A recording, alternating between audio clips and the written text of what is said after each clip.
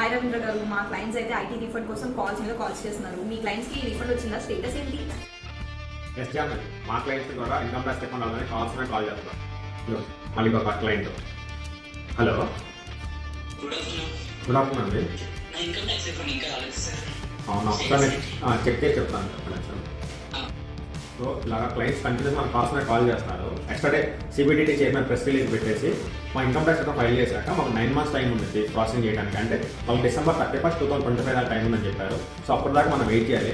అప్పటికి కూడా మన రిఫండ్ రాలేదంటే మన ఇన్కమ్ ట్యాక్స్ ఫైల్ చేసినట్లు ఏదో ఇష్యూ ఉన్నట్టు.